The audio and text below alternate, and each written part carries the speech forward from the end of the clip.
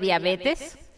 Mi nombre es Viviana Ulloa, soy endocrinóloga y gerente médico de Novo Perú. Para mí es un gran gusto, como siempre, participar en estos foros con colegas internistas interesados en diabetes. En breves minutos, que el doctor habilite su presentación, iniciaremos la presentación. Gracias.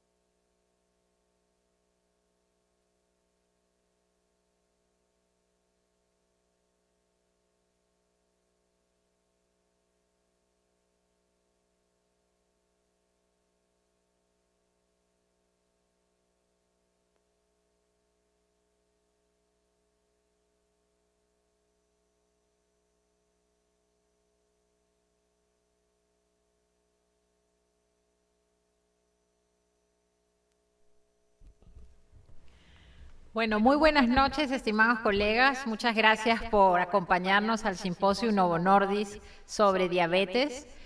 Como les comentaba, nosotros en Novo Nordisk tenemos una gran variedad de terapias antidiabéticas inyectables, pero muy pronto también tendremos terapias orales.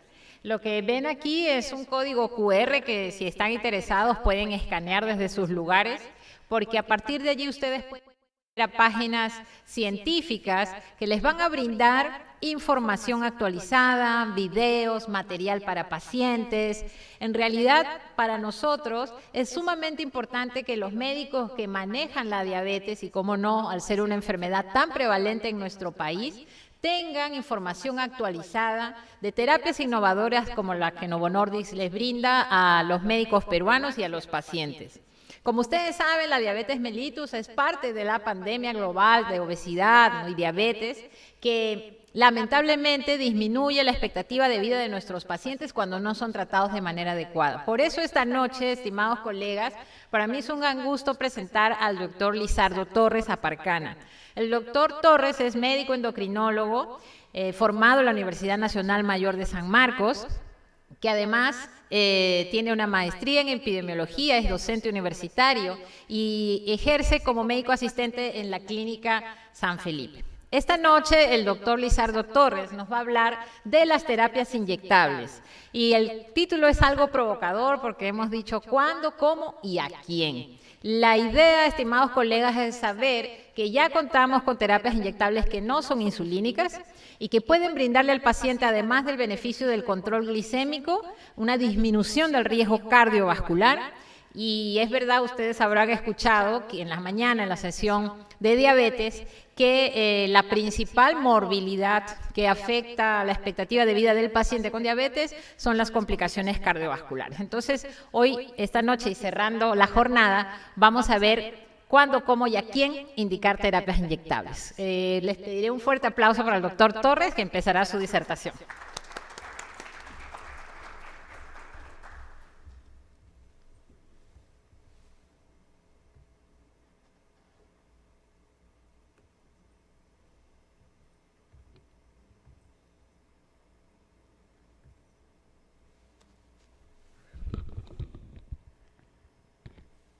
Muchas gracias, Viviana, por tu gentil introducción.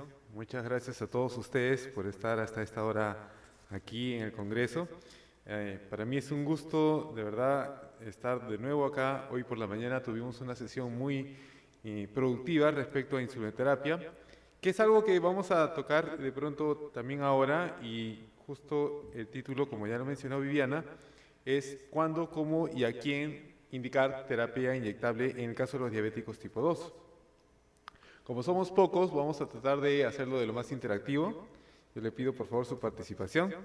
Esta es la sección de conflicto de intereses y esta es la agenda que vamos a ir desarrollando. Como les comentó, vamos a tratar de, en función a casos clínicos, ir desarrollando los temas.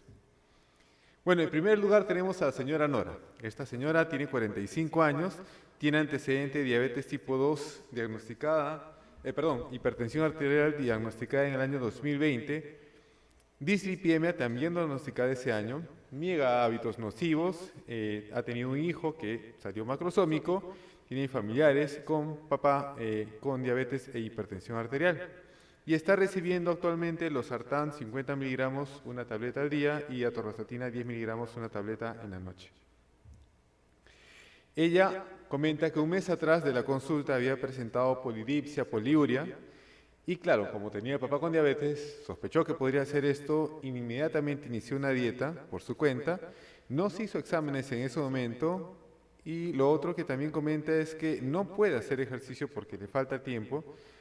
Ya al momento que va a la consulta la sed había disminuido, pero de todas maneras tenía nicturia una vez por noche. Había bajado 2 kilos desde que había iniciado su dieta, y niega la presencia de calambres o visión borrosa.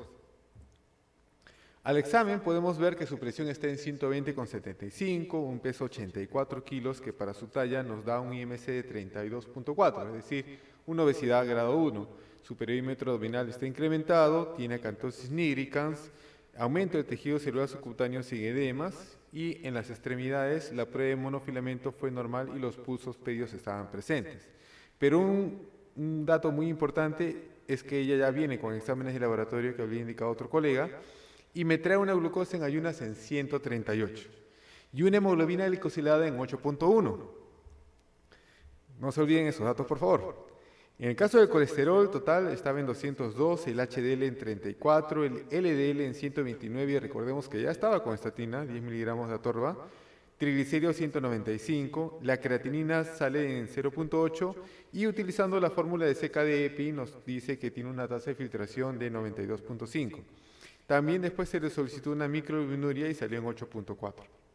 Entonces, la primera pregunta que les voy a hacer a ustedes, colegas, por favor ayúdenme con sus respuestas, es si esta paciente tiene diabetes mellitus o no. ¿Qué opinan ustedes? Si tiene, no tiene, o de repente alguno está pensando en pedir un test de tolerancia para confirmar si tiene diabetes o no. Bueno, estoy muy complacido de ver que la mayoría está de acuerdo en que sí tiene diabetes, ¿ok? Entonces, solamente para recordar rápidamente los criterios diagnósticos de la diabetes, Esta señora ya tiene la glucosa en ayunas mayor o igual de 126, ya tiene un criterio, y tiene la hemoglobina glicosilada por encima de 6.5, tiene el segundo criterio. Entonces ya con dos criterios podemos decir que esta paciente sí tiene diabetes, ¿ok? Es muy importante. Ahora, la segunda pregunta es también importante. ¿Cuál sería la meta de hemoglobina glicosilada en esta señora que tiene hipertensión, tiene dislipidemia, que recién estamos diagnosticando su diabetes y que de pronto no tiene otras comorbilidades? ¿Cuál plantearían ustedes como meta? ¿6.5, 7, 7.5? ¿Qué opinan? La B, dicen. La A, 6%, ajá. Sí, 7%, ahí está. Muy bien. Miren, nosotros tenemos que fijarnos en las características del paciente para decidir cuál va a ser nuestra meta. En líneas generales se plantea que debería ser menos del 7%. Pero en algunas situaciones vamos a ser más estrictos y en otras situaciones de pronto menos estrictos. Más estrictos si tenemos una paciente que está motivada, que vemos que va a ser una buena cumplidora, que tiene capacidad justamente para cuidarse por sí sola, tiene bajo riesgo de hipoglicemia, de pronto por los datos de la señora pareciera que está ahí, tiene reciente diagnóstico, ojo, ¿ok? Una larga expectativa de vida. Ahí sí más o menos en el tema de las comorbilidades, como es hipertensión y dislipidémica, no entraría tanto en este lado, pero no hay complicaciones cardiovasculares establecidas y al parecer tiene un buen sistema de apoyo. Por lo tanto, en el caso de ella, no estaría mal plantear 6.5, ojo, pero por lo menos eso sí, de hecho que tiene que tener por debajo de 7. Pero si puede ser 6.5 sin llegar a riesgo de hipoglicemia, perfecto. Apuntar a 6 quizás ya sería muy estricto, ojo, tengan cuidado porque ahí sí podría incrementar el riesgo de hipoglicemia y no es lo que queremos, como vamos a ver más adelante. Entonces, ya sabemos que tiene ya 8.1 de glicosilada, nuestra meta va a ser 6.5. La siguiente pregunta cae por su propio peso. ¿Cuál sería la indicación en cuanto al tratamiento farmacológico para la diabetes en esta paciente? ¿Ustedes qué dirían? ¿Le dejan metformina o ya le dejan una terapia combinada? De repente metformina con un inhibidor de PP4, un inhibidor SGLT2, un análogo de GLP-1 o una insulina basal. ¿Qué opinan ustedes? Por favor, quiero escucharlos. La C, inhibidor de SGLT2. ¿Nadie se va por la B o por la D? La D también dicen. ¿Alguien por la E? Ahí sí creo que nadie. Bueno, fíjense, este año, a principios del año, la Asociación Americana de Diabetes ha publicado justamente su guía, ¿ya? Y cuando uno lee en detalle, hay una ligera variación que de pronto es muy significativa en este primer párrafo. Como ellos indican siempre, la terapia de primera línea es el tema del manejo del estilo de vida, pero una sola palabrita ha hecho una diferencia muy enorme. Siempre colocaban de la mano con metformina, pero ahora han puesto generalmente la terapia de primera línea incluye metformina. En otras palabras, ya no es una condición fija, ¿ok? Y tan pronto hacemos el diagnóstico, lo primero que tenemos que hacer, y eso siempre os insistimos, es la evaluación de riesgo cardiovascular. Ver si nuestro paciente ya ha tenido un evento cardiovascular o tiene de pronto ya insuficiencia cardíaca o enfermedad renal crónica. Y otro dato que no tenemos que olvidar es que cada cierto tiempo tenemos que estar evaluando nuestro paciente para evitar caer en la inercia. Y como ahí nos decía que tenemos que evaluar el riesgo cardiovascular, ¿ustedes qué opinan? ¿Esta paciente que recién está diagnosticándose su diabetes tendrá bajo riesgo, riesgo moderado, alto riesgo o muy alto riesgo? ¿Qué opinan ustedes? Moderado. ¿Otros? Alto. ¿Alguno va por bajo riesgo? Nadie. Ok, muy bien. Miren, si nosotros revisamos la guía de la Sociedad Europea de Cardiología publicada el año pasado, lo primero que tenemos que ver es que en el caso de los diabéticos tipo 2 no existe, y ahí sí hago hincapié, no existe el diabético tipo 2 de bajo riesgo. En el mejor de los casos, nuestro diabético tipo 2 va a tener riesgo moderado. ¿Ok? Y ojo, el riesgo moderado es el paciente que tiene corta duración, ella podría ser, pero ahí sí nos dice que no tenga primero evidencia de daño en órgano blanco, ni tampoco factores de riesgo cardiovascular. Ella es hipertensa, ella es dislipidémica, entonces ella no sería riesgo moderado. Vamos al otro extremo. ¿Qué dice cuando hay muy alto riesgo? Casi siempre nosotros cuando escuchamos muy alto riesgo nos imaginamos que es una persona que ya tiene un evento cardiovascular, que es cierto. Pero también nos dice que podría ser una situación de lesión grave de órgano blanco, como por ejemplo una tasa de filtración por debajo de 45, ojo, independiente del valor de albuminuria. Que tenga entre 45 y 59 de filtración, pero ya que tenga microalbuminuria, o que tenga macroalbuminuria también independiente de cómo está filtrando este riñón. Y un dato muy interesante es que ellos también ya han incluido la presencia de enfermedad microvascular en al menos 3 sitios. Es decir, si nuestro paciente ya tuviera de pronto microalbuminuria, retinopatía y neuropatía, sin los otros criterios también se podría considerar de muy alto riesgo. Nuestra paciente no está en esta categoría y nos queda que tiene un alto riesgo cardiovascular. Ahora, hace algunas semanas, seguramente muchos de ustedes saben, se ha presentado el consenso de la Asociación Americana de Diabetes con el Grupo Europeo para Estudio de la Diabetes. Como digo, ha sido hace solamente algunas semanas. Y hay también pequeños cambios que son significativos. Primero, que a la cabeza, fíjense, nos habla de nuevo de la intervención en el estilo de vida, nos hace hincapié de lo importante que es la educación y el apoyo, el soporte para el paciente, tomar en cuenta los determinantes sociales, ¿ya?, de salud del paciente, pero por ejemplo, acá ya no mencionan para nada la metformina. ¿Sí? Ya no está. ¿Ok? Y en el caso del fluxograma, lo que antes pasaba era que inmediatamente teníamos que ver si este paciente tiene riesgo cardiovascular o no. Eso se mantiene, pero sucedía que si el paciente no tenía este riesgo cardiovascular, recién ahí pensabas, por ejemplo, en lo que era riesgo de hipoglicemia, el tema de la baja de peso, y acá más bien nos dice de que no. Tenemos que tomarlo en cuenta al momento de evaluar al paciente, ver el riesgo cardiovascular y ver también el tema del peso del paciente porque es un dato muy importante que han considerado. Si nosotros nos fijamos aquí, vamos a ver que, por ejemplo, se considera igual un paciente que ya tiene un evento cardiovascular, no es el caso de la señora Nora. Si tiene alto riesgo cardiovascular, ahí sí, según la guía europea, pero nosotros revisamos y dicen, si es cierto, hay diferentes maneras de determinar el riesgo en nuestro paciente, pero para ellos, por ejemplo, riesgo cardiovascular sería si tiene mayor o igual de 55 años con algún factor de riesgo cardiovascular. Ella, por la edad, no entraría en censo estricto en este grupo. Tampoco tiene insuficiencia cardíaca, tampoco tiene enfermedad renal. Entonces vamos a enfocarnos a qué dice hacia el lado derecho. Y esto es el control de la glicemia de la mano, ojo, con lo que es el control del peso, el manejo del peso. ¿Ya? Primero, el manejo de la glicemia nos recomienda que podríamos utilizar metformina o, ojo, fíjense ahí está bien grande el o, algún otro agente. ¿Ya? ¿Se puede utilizar combinación? También. Lo importante es que procuremos conseguir una buena eficacia para el control de la glicemia, ¿ya?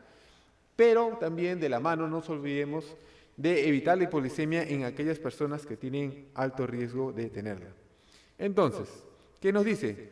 Hay justamente fármacos, acá lo han organizado en función de la eficacia para el control glicémico. Hay algunos que son muy eficaces, ahí está la dulaglutida, pero ojo, a dosis alta.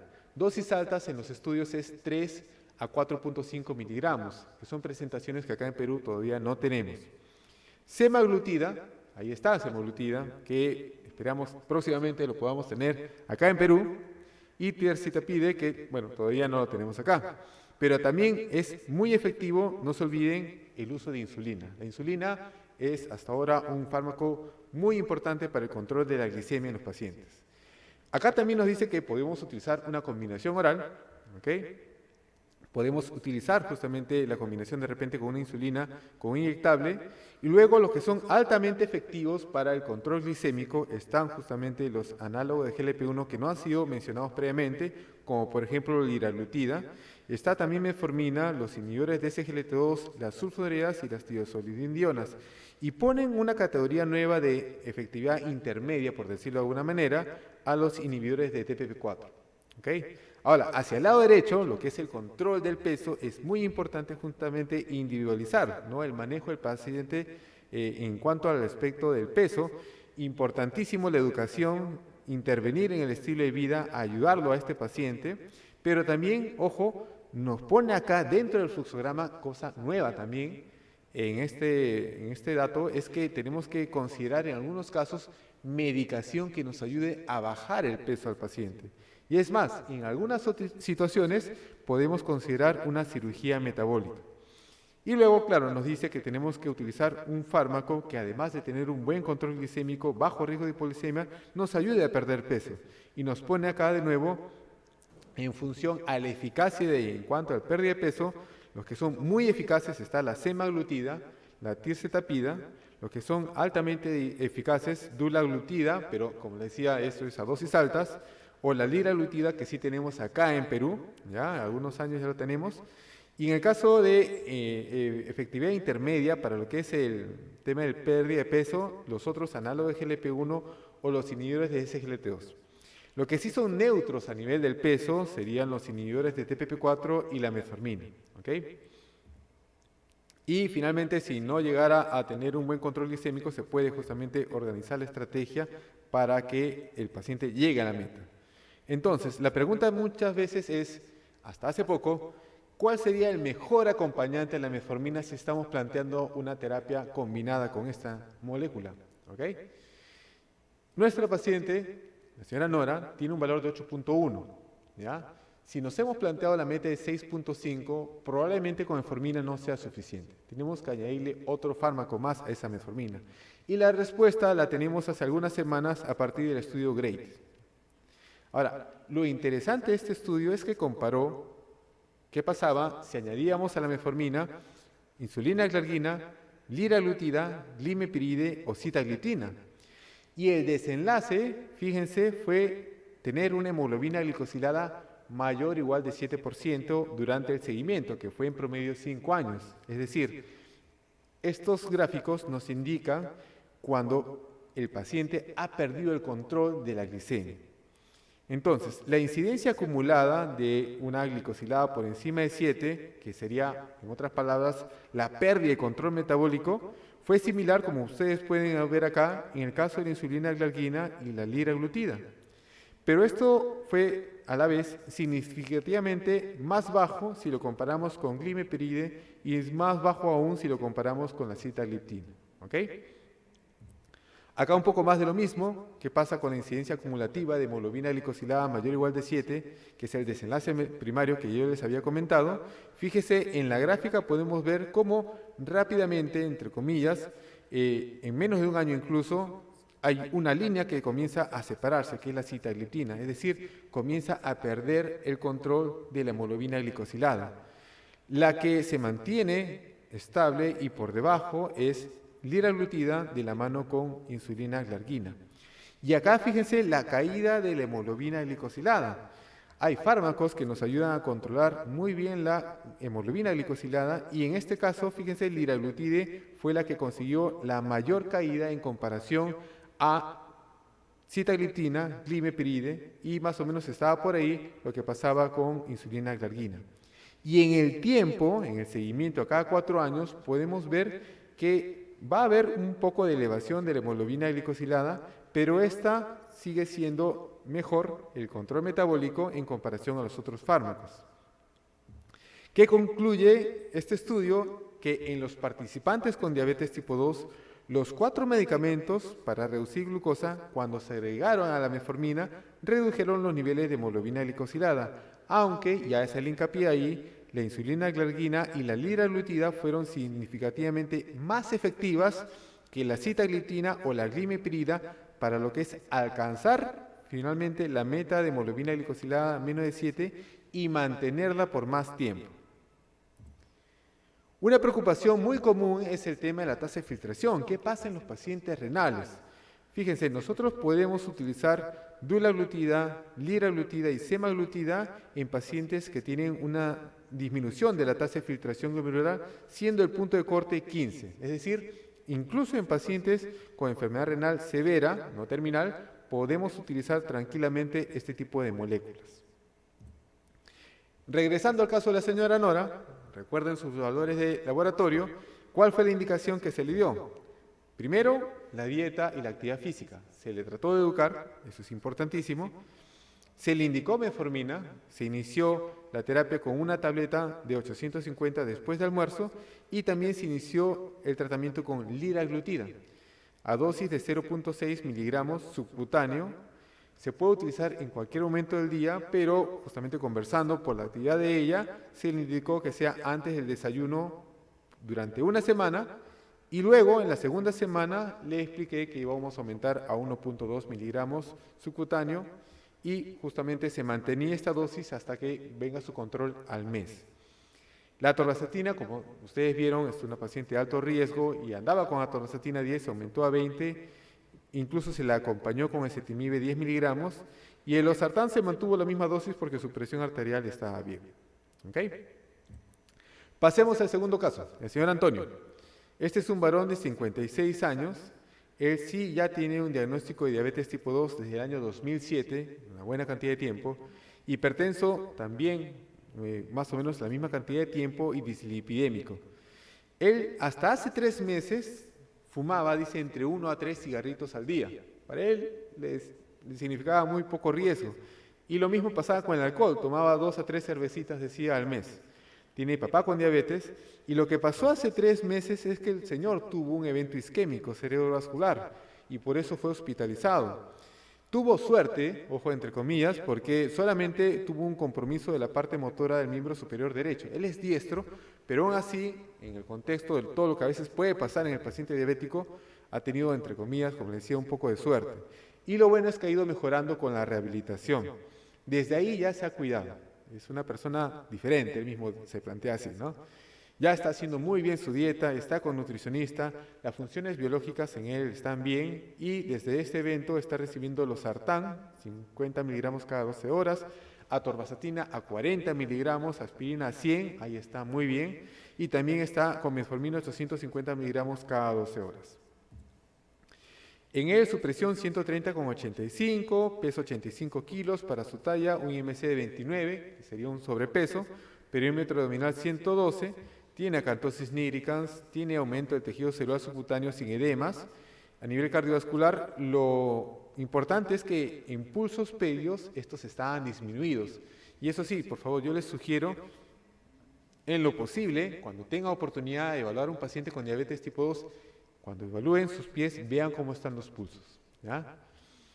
Ya esto me dice que definitivamente tiene también probablemente enfermedad arterial periférica. En la prueba de monofilamento también salió alterado, así es que este paciente en particular tiene unos pies de alto riesgo.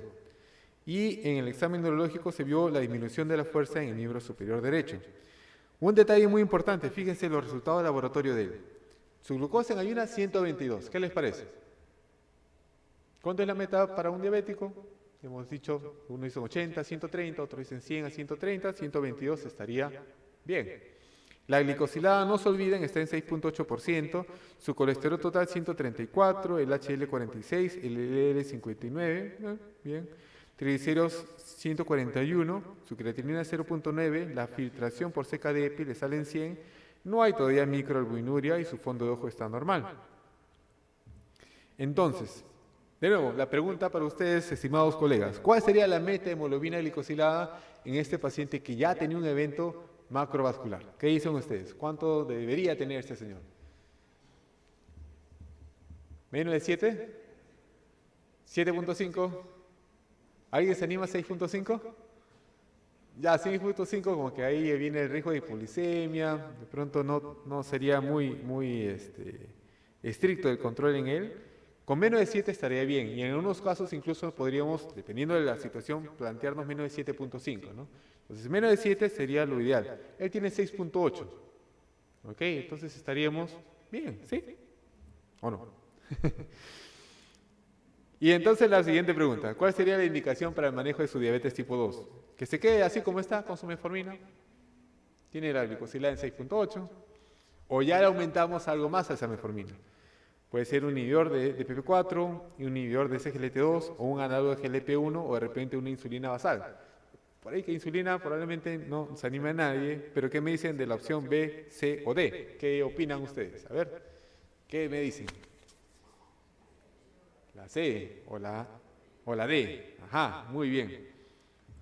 Bueno, siempre para poder responder esta pregunta tenemos que preguntarnos de nuevo cuál es el riesgo cardiovascular de este paciente. Como ya hemos visto, este paciente tendría muy alto riesgo. Perfecto. Felicitaciones, doctor. Sí, es importantísimo esto. ¿Por qué? Porque la enfermedad cardiovascular es la principal causa de muerte entre los pacientes diabéticos tipo 2. Es más del 50%. Y es más, algunos otros estudios hablan de hasta un 70%.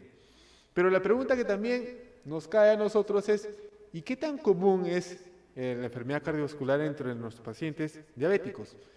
Hasta hace más o menos 3 años había salido una revisión sistemática y había visto que era más o menos la tercera parte de los pacientes diabéticos tipo 2.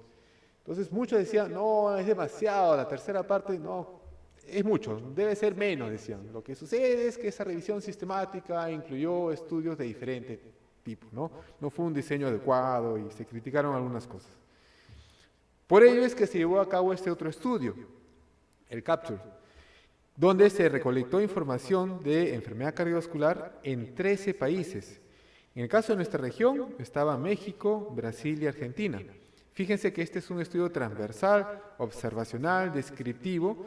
Recopilaron información demográfica, clínica, detallada, de forma estandarizada para que no haya problemas, de casi 10.000 pacientes con diabetes tipo 2 mayores de 18 años que tuvieran el diagnóstico al menos 180 días previos al consentimiento, y el periodo que se incluyó fue de diciembre de 2018 a septiembre de 2019. Se excluyeron, eso sí, pacientes con diabetes tipo 1 que tengan algún tipo de discapacidad cognitiva y los que tenían la enfermedad cardíaca congénita. ¿Qué se encontró? Más o menos lo que ya se sabía.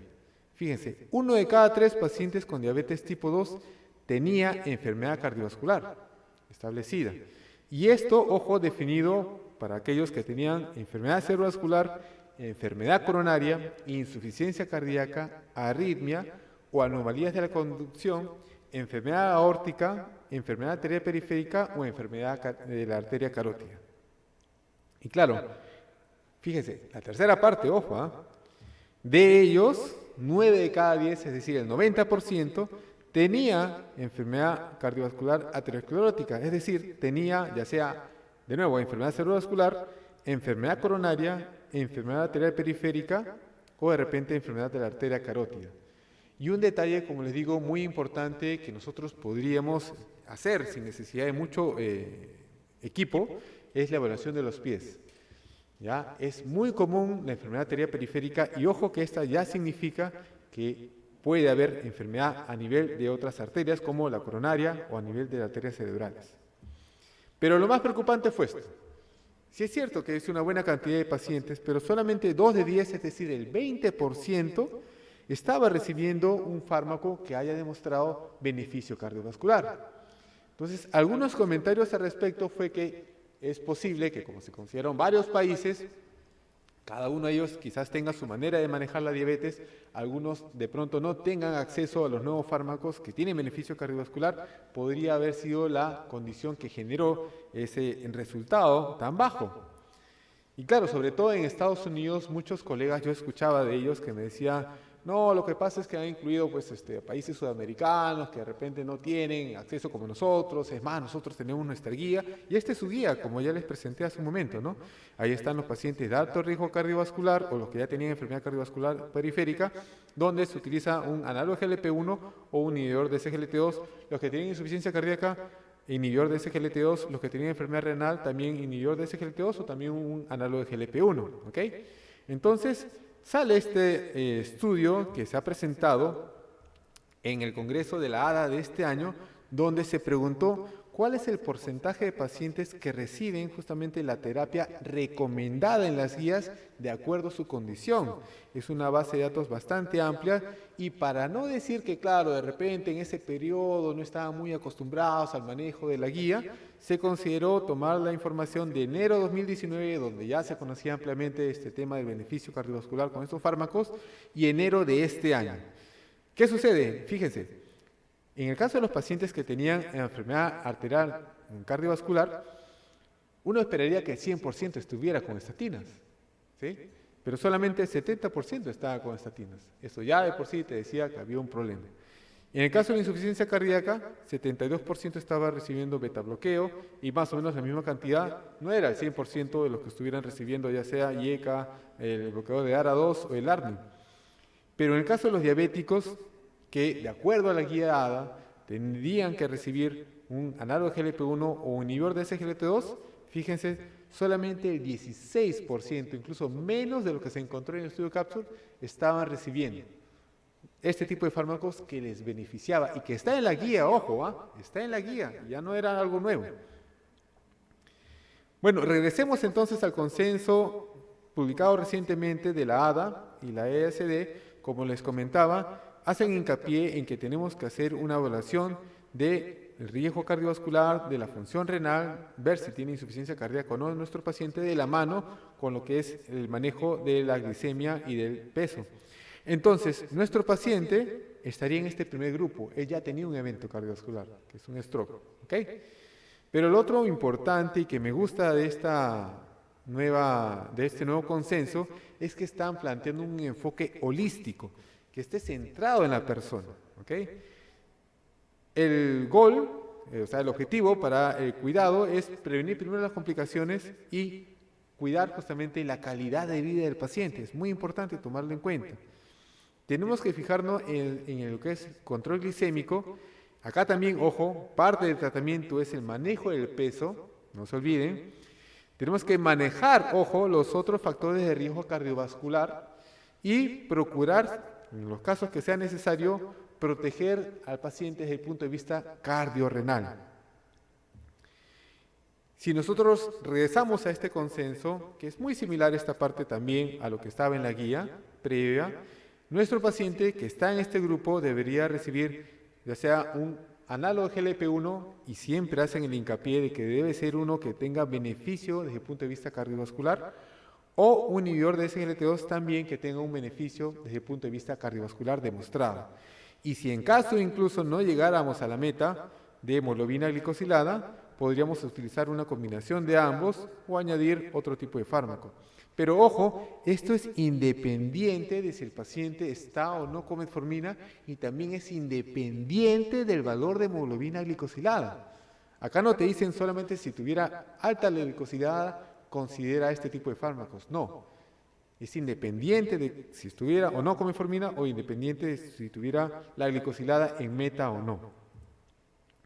Entonces, ¿cómo es que hemos llegado a este tipo de recomendación? Ya hay varios estudios que se han ido realizando en los últimos años y es más, ya tenemos hasta metaanálisis de estos estudios. Yo les presento acá el metaanálisis del Dr. Sattar, que incluyó los ensayos con análogo de GLP-1 sobre lo que era el compuesto de infarto de miocardio no fatal, accidente cerebrovascular no fatal y muerte de origen cardiovascular, el llamado MACE de 3 puntos. Como ustedes pueden ver acá, en global, vamos a ver una reducción de 14% que llega a ser estadísticamente significativa. Pero ojo, que no todos los estudios habían demostrado este beneficio cardiovascular, solamente algunos. El primero de ellos, que fue pionero en este grupo, fue el estudio LEADER con liraglutida, ¿ya? Que prevenía un 13% este compuesto de MACE. Después han salido el SUSTAIN 6 con semaglutida subcutáneo, el HARMONY con albiglutida, el REWIND con dulaglutida, el PIONEER 6 con semaglutida y el AMPLITUDE O con espelenatide. ¿Okay? Claro, acá también pareciera que todos son prácticamente iguales, pero si nosotros hacemos el ejercicio de calcular cuál es el NNT, es decir, el número necesario a tratar pacientes para prevenir un evento cardiovascular adverso mayor, el MACE de 3 puntos, vamos a ver que ahí también hay diferencias. En el caso de liraglutida en el LEADER fueron 53 pacientes durante un periodo de 3.8 años. Para semaglutida subcutáneo fueron 43 por 2.1 años, ojo. Después albiglutida 53 por 1.6, aunque este fármaco albiglutida todavía no se va a comercializar. Dulaglutida en el REWIND fueron 71 pacientes tratados por 5.4 años y espelenatide, que todavía no tiene aprobación por FDA, fueron 45 pacientes por 1.8 años. Lo que nos preocupaba bastante, la muerte de origen cardiovascular, que se ha visto también en este mismo metaanálisis, que en global podemos conseguir una reducción de 13% en forma estadísticamente significativa. Pero de nuevo, si nos fijamos cuál de los estudios habían conseguido este beneficio, de todos ellos solamente fueron 2. El líder con liraglutida y el Pioneer 6 con semaglutida por vía oral. De nuevo, acá ustedes pueden ver el número necesario a tratar, 77 pacientes por 3.8 años, para prevenir una muerte de origen cardiovascular, es algo muy importante. Y la muerte por todas las causas también. Podemos ver que en global consigue una reducción de 12% en forma estadísticamente significativa. Nuevamente, solo 2 estudios habían conseguido la significancia estadística en este desenlace.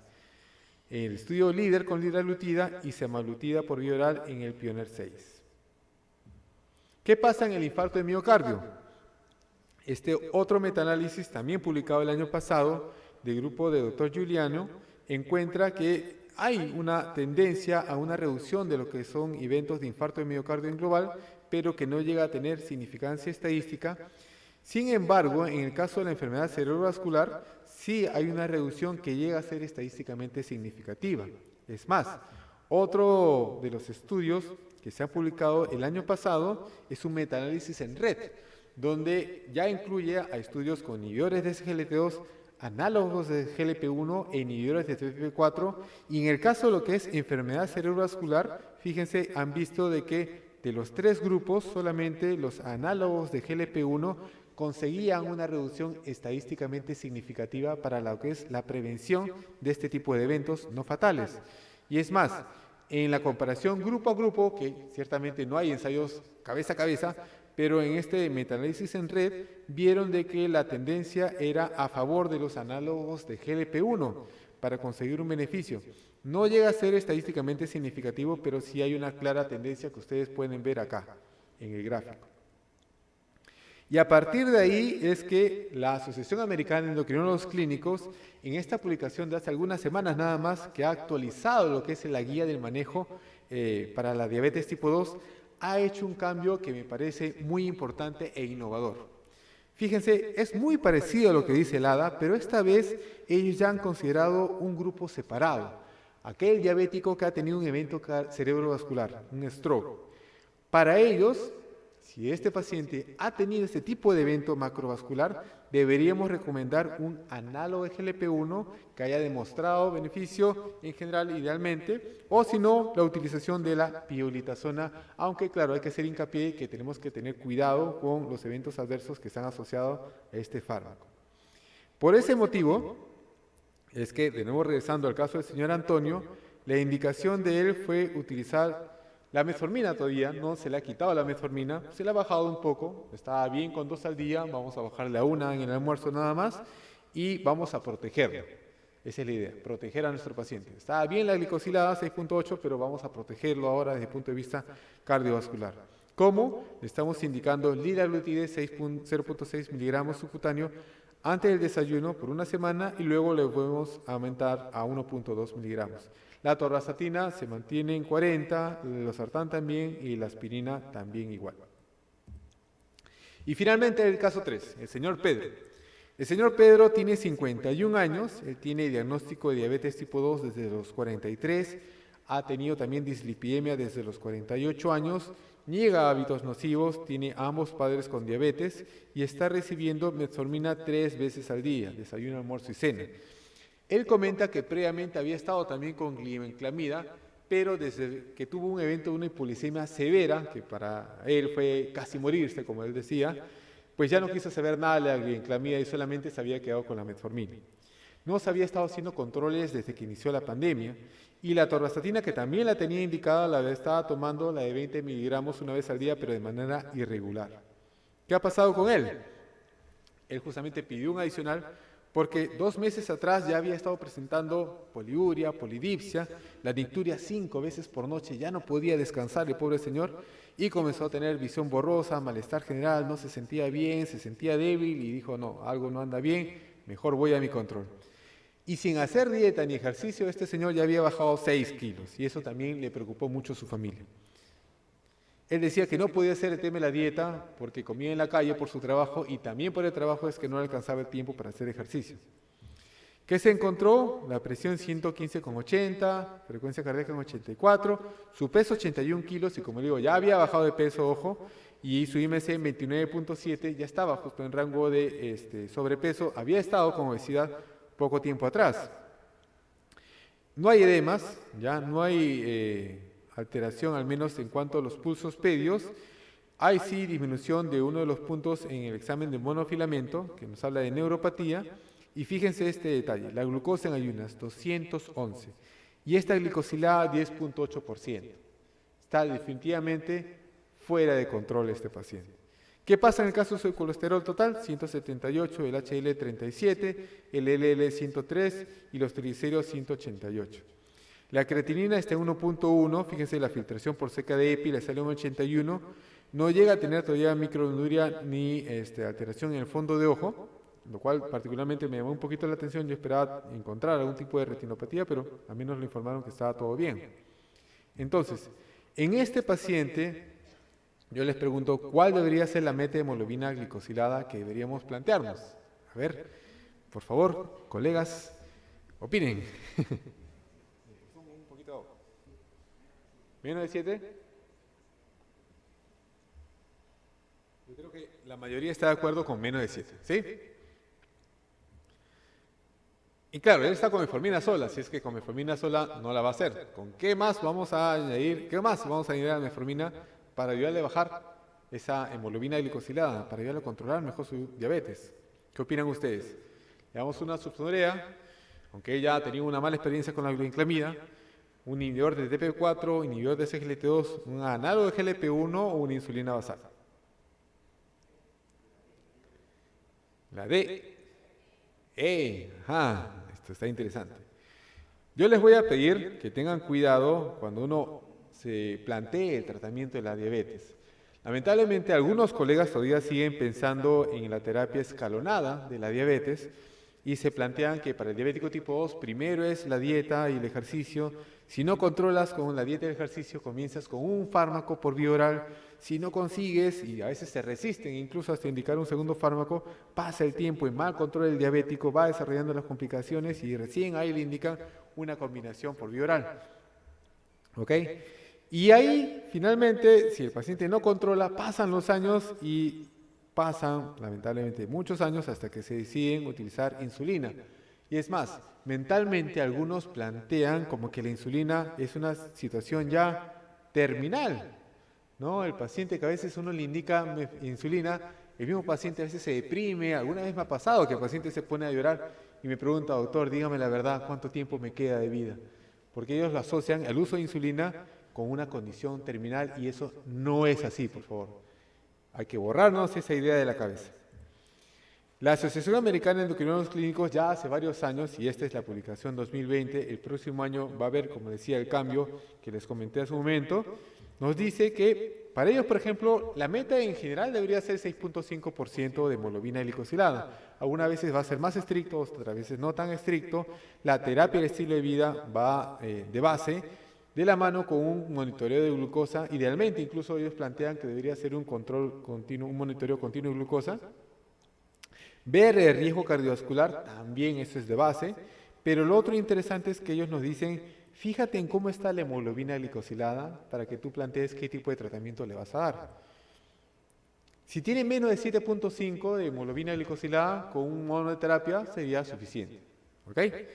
Si tiene entre 7,5 y 9, podrías utilizar terapia doble o terapia triple, que era el caso justamente de nuestra primera paciente, la señora Nora. ¿Ok? Pero ojo, si ya tiene 9%, fíjate si tiene síntomas de descompensación de diabetes o no. ¿Por qué? Porque si el paciente tiene síntomas de descompensación, este paciente necesita insulina. ¿Ok? Incluso en este paciente que recién se está diagnosticando, si ya tiene síntomas de descompensación de diabetes y tiene la glicosilada más de 9, de inicio debemos indicar insulina. ¿Podemos acompañarlo de otro fármaco? Sí. ¿Ok? Podría ser de repente metformina, que es lo más común. Y en este último consenso, ¿qué pasa con la insulina? Ellos se preguntan incluso cuál es el lugar ahora de la insulina con los nuevos esquemas de tratamiento que tenemos. hacen hincapié en lo mismo, ¿no? Tenemos que considerar utilizar insulina de inicio incluso, o iniciar insulina, frente a una hiperglicemia severa. ¿Qué llaman ellos hiperglicemia severa? Si un paciente tiene una glicosilada por encima de 100, si ha tenido pérdida de peso, si hay cetonuria o cetosis, si hay una disregulación glicémica aguda, ya sea durante de repente una hospitalización, o está en el perioperatorio, o es una enfermedad aguda, este paciente mejor se maneja con insulina. Como decía, lo de la baja de peso es importante, o si estamos sospechando que es un paciente con diabetes tipo 1, también el manejo es con insulina, perdón, ¿ok? Entonces nos dice también que con la información que ya tenemos, también podríamos considerar, si de repente no llega a ser una hiperglicemia severa, el utilizar antes que la insulina un análogo de GLP-1, ¿ok? Si es que de repente el paciente está siguiendo el esquema de tratamiento planteado previamente y aún así no llega a la meta, entonces sí podríamos dejarle tranquilamente una insulina. ¿Cuál insulina? Una insulina basal. ¿Ok? Y en el caso de las insulinas basales, ahí dice en el texto que si fuera accesible, se debería preferir los análogos de insulina basal frente a la insulina NPH, porque estos análogos de insulina basal han demostrado que tienen menor riesgo de hipoglicemia y sobre todo de hipoglicemia nocturna. ¿Ok? Entonces vamos a iniciar una insulina basal, puede ser un análogo, si no tienen análogo NPH, y la pregunta es, ok, ¿y con cuánto inicio de insulina? Entonces la recomendación es comenzar con 10, para que no se olviden 10. 10, si a ustedes les gusta Maradona, acuérdense del 10. Si les gusta Pelé, acuérdense del 10. Si les gusta Messi a los más jóvenes, acuérdense del número 10. 10 es el número campeón acá, ¿ya? Para que no se olviden. Ahora, si quieren calcularlo por kilo de peso, la dosis inicial debería ser entre 0.1 a 0.2 unidades por kilo de peso al día, ¿ya? ¿Cómo vamos a ir ajustando la dosis de insulina? Porque tenemos que ir ajustándola, ojo, no se trata de decirle al paciente póngase 10 unidades y ahí se viene acá 3 meses, no. Tenemos que procurar que el paciente esté educado lo suficiente como para que él mismo se monitoree la glucosa en ayunas y también él mismo pueda ir ajustando su dosis, ¿ya? Entonces la meta va a ser titular la dosis en función de cómo está la glucosa en ayunas. Pero ahí también hace un acápite, un hincapié. Tenemos que tener cuidado de excedernos con lo que es la insulina basal.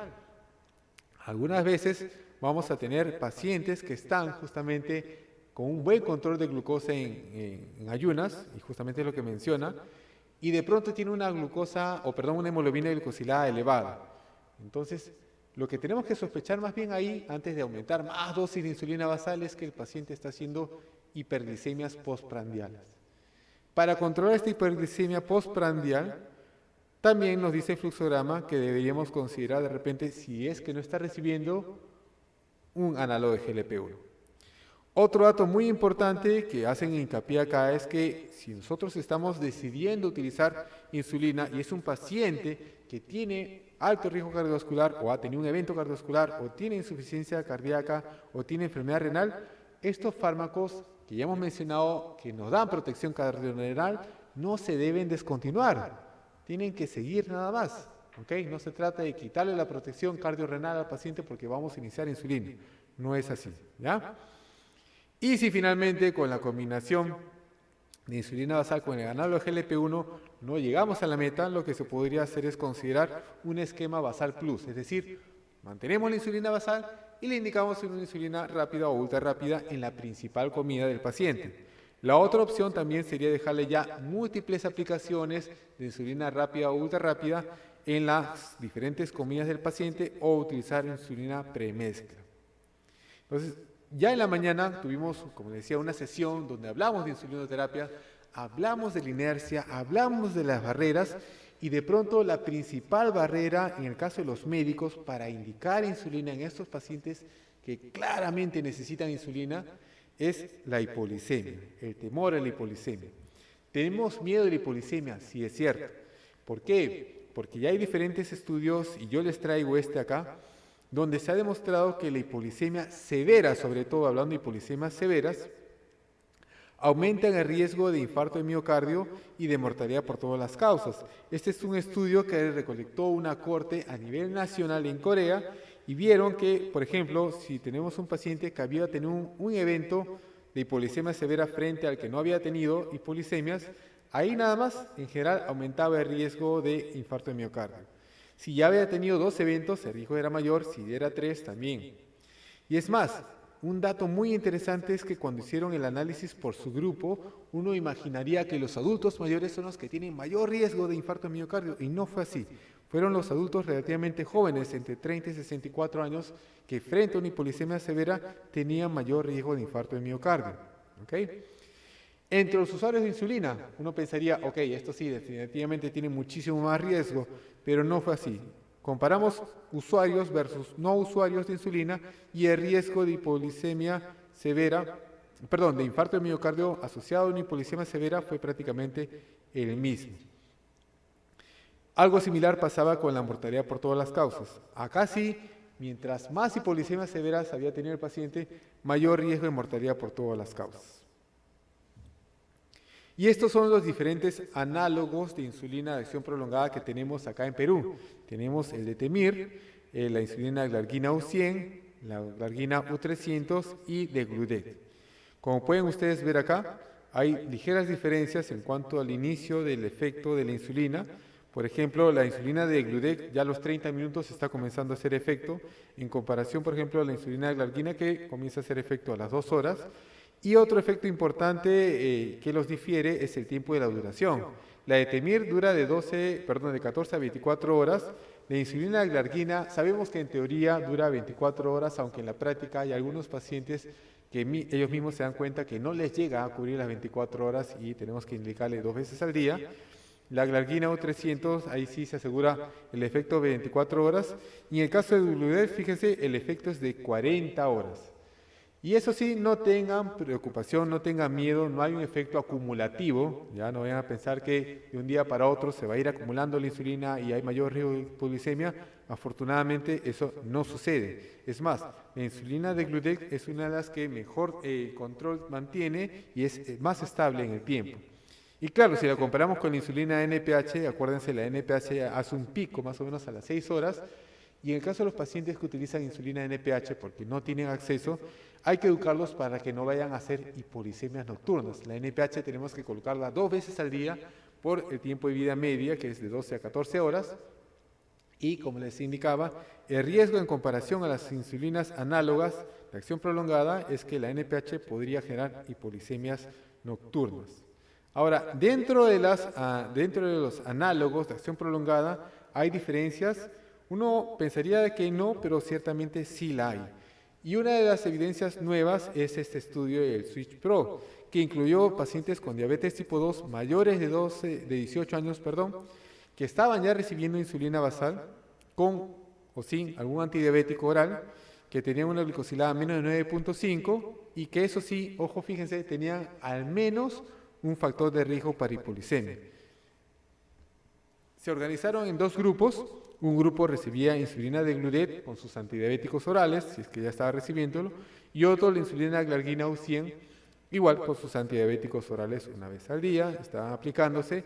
Se les indicó a estos grupos estos fármacos durante 18 semanas y en las 2 últimas semanas se hizo un monitoreo continuo de glucosa. Luego se hizo el traslape de las insulinas y los pacientes continuaron 18 semanas más recibiendo esta nueva insulina y en las últimas 2 semanas también se hizo un monitoreo continuo de glucosa.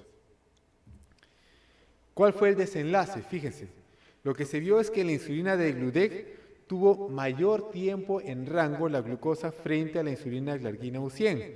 De Gludet tuvo 72.1%, glargina U100 70.6% y esta diferencia fue estadísticamente significativa.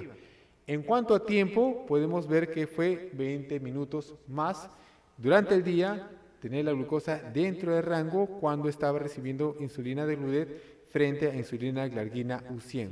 Pero quizás lo más importante está en lo que es la evaluación exploratoria de los datos. Ustedes pueden ver acá, por ejemplo, cuando habla de tiempo por debajo del rango, si estaba entre 54 y 69, es decir, en otras palabras, como una hipolisemia leve, no había diferencia significativa entre los 2 medicamentos, pero ahí sí había diferencia en el caso de las hipolisemias nocturnas. Fíjese, era menor la hipoglicemia nocturna en el grupo que recibía insulina degludec frente a los que recibían insulina glargina U100. Y si hablamos de hipoglicemia en valores aún más bajos, fíjense, hipoglicemia severa, menos de 54, ahí podemos ver también que hay una diferencia a favor de insulina degludec, y en general todos los puntos de corte por debajo de 70 nos dice nuevamente que en líneas generales de pronto no hay mucha diferencia, pero sí hay una clara diferencia a favor de insulina degludec de prevenir estas hipoglicemias nocturnas que tanto nos preocupan. Bueno, ¿qué hicimos con el señor Pedro? Ya tenemos acá sus resultados y lo que hicimos es trabajar el tema de la dieta, explicarle que si bien es cierto él trabajaba y tenía que comer en la calle, que por más que le sirva en el menú pues un plato lleno de arroz no se lo va a terminar, que tiene que procurar consumir ensaladas, que tiene que tratar de hacer actividad física dentro de su horario ajustado, de repente caminar un poco más para llegar al trabajo, esa podría ser una opción. Se mantuvo la metformina, ojo, no habría otra contraindicación para suspender la metformina, y sí se inició la insulina degludec a 10 unidades, en el caso de él se inició antes de la cena, porque ese horario le convenía a él. Las insulinas, como la insulina degludec, se puede colocar a cualquier hora del día. Ya hay que preferir siempre un horario que sea conveniente para el paciente, porque a veces pasa que el paciente por el trabajo, un día se pone, otro día no se pone y finalmente no vamos a conseguir un buen control. ¿Okay? Y es más, se le educó y poco a poco él fue ajustando su dosis y terminó utilizando 18 unidades al día de insulina degludec y ahora su glucosa en ayunas está bien y estamos esperando que complete los 3 meses para hacer un control de la hemoglobina glicosilada. La atorvastatina se le indicó 20 miligramos por noche. Y ahora sí ya podemos concluir, primero, que la enfermedad cardiovascular es la principal causa de muerte entre los pacientes con diabetes tipo 2, que las guías actuales indican que debemos hacer un abordaje holístico del paciente, brindándole no solamente un control adecuado de la glicemia, sino que además debemos procurar brindar protección cardiorrenal, promover la baja de peso y manejar los otros factores de riesgo cardiovascular. Liraglutida inicialmente y luego otros análogos de GLP-1 han demostrado reducir el compuesto de eventos adversos cardiovasculares mayores. ¿Okay? En los últimos años, las guías recomiendan un análogo de GLP-1 o un inhibidor de SGLT2 con probado beneficio cardiovascular en estos pacientes diabéticos tipo 2 que tienen alto riesgo o que ya han tenido un evento cardiovascular, independiente, como les decía, del valor de hemoglobina glicosilada que tengan o independiente de que estén tomando o no metformina. Lamentablemente, aún son pocos los pacientes que reciben este tipo de fármacos, los inhibidores SGLT2 o los análogos de GLP-1, a pesar de tener la indicación de acuerdo a las guías. Y no solamente es acá en Perú, sino es en todo el mundo, ojo. Liraglutida ha demostrado reducir significativamente los niveles de hemoglobina glicosilada, alcanzando la meta menor a 7%, manteniéndola por más tiempo de la mano con una reducción significativa de peso en comparación a otros tratamientos no insulínicos.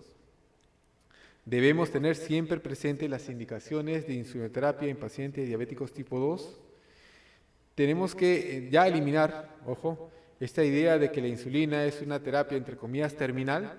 Podemos iniciar, como les decía, tranquilamente la insulina basal a una dosis de 10 unidades al día y, de ser posible, como está en la guía, utilizar un análogo de acción prolongada. Y finalmente, la insulina degludec ha conseguido un mayor tiempo en rango de glucosa frente a la insulina glargina U100, disminuyendo el tiempo de hipoglicemia a predominio nocturno. Muchas gracias por su atención, gracias por estar todavía acá. Yo entiendo que es un poco complicado y más bien si tuvieran alguna pregunta es bienvenida. Muchas gracias. Hola. Muchas gracias, Lisato. En realidad ha sido una presentación muy gráfica con casos de la vida real. Estos son pacientes del doctor Torres. Y de parte de nosotros como Novo Nordisk, mostrarles que efectivamente nos toca innovar, nos toca a los pacientes con alto riesgo cardiovascular ofrecerles alternativas que reduzcan su riesgo de volver a tener un evento o incluso morir por ello. Si alguien tuviera alguna pregunta, si todavía hay energía, doctor Gross, por favor.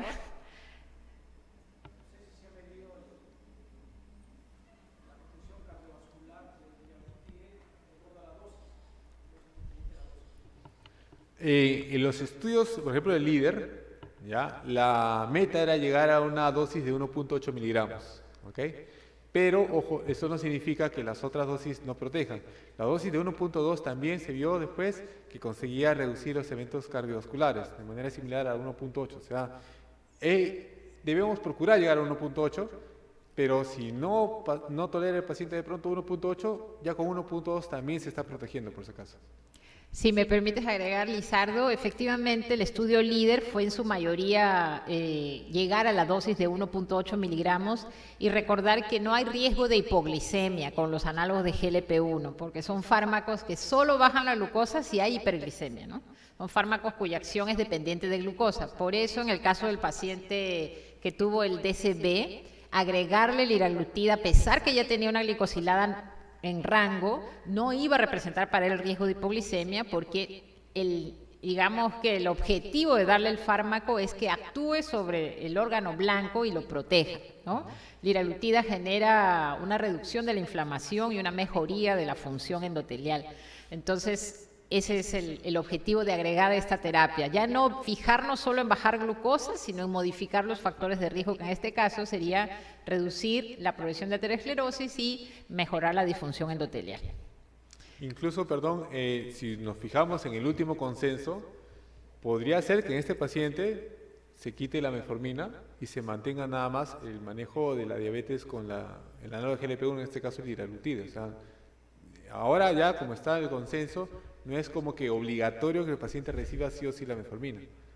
Ya eso lo había planteado hace unos 2-3 años el Grupo Europeo de Cardiología y entonces hubo un poco de debate, ¿no? Si es necesario mantener la metformina como terapia de primera línea. Ya ustedes han visto que en este último consenso ya la sacaron del encabezado. ¿Quería comentar algo más, doctor?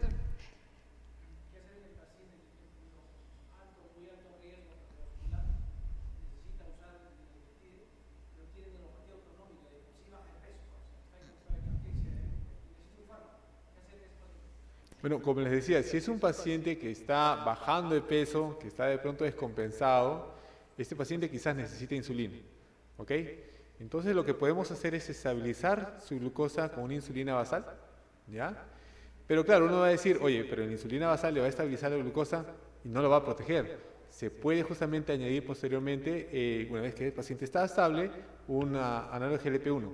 Ahora, el paciente que, por si acaso, esto también pasa, ¿no? Muchos piensan que este tipo de fármacos solamente se puede utilizar en pacientes obesos. No es así. Los estudios incluyeron también personas que tenían sobrepeso e incluso algunos pacientes con peso normal.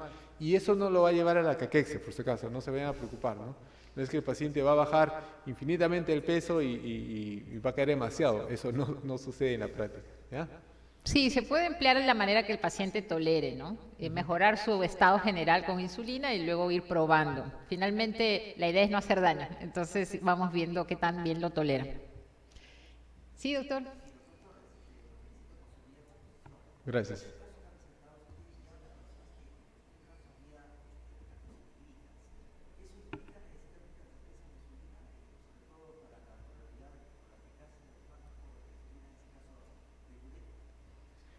No, en el caso de los pacientes sí tenían acantosis, ¿ya? Si ustedes vieron, incluso cuando habían bajado de peso, tenían por lo menos sobrepeso acerca del límite de obesidad, o sea, eran pacientes que eran obesos, ¿ya?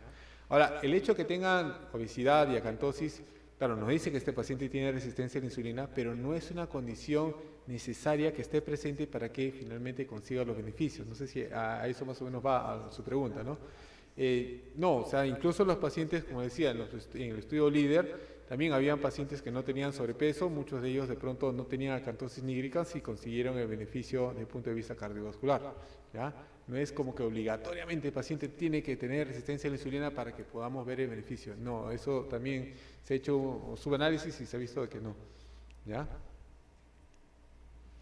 Muchas gracias. Bueno, sí, ya llegamos al final del simposio. Agradecemos nuevamente la presencia de ustedes y de verdad es un gusto poder ofrecer este tipo de presentaciones. Lizardo, muchas gracias y de nuevo recibimos un aplauso. Gracias al laboratorio por la invitación, gracias a ustedes por quedarse hasta esta hora.